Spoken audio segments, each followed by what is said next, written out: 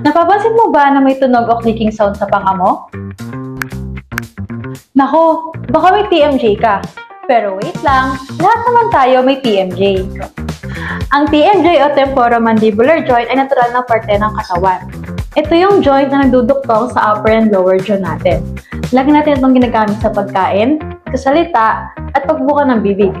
Ang nagiging problema lang kapag ang joint na ito ay nagkakaroon ng issue, tulad ng clicking sound, pananakit, at paglalak ng jaw. Kapag nandito na, ang tawag nito ay TMD o temporomandibular disorder.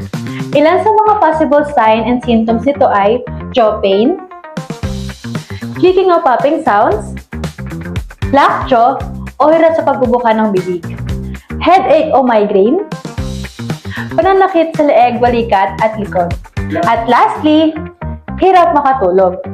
Kung nararanasan mo ang mga to, huwag na magtiis. Pumunta ka na sa Exquisite Advanced Dental Center dahil we have TMJ specialists ready to help you.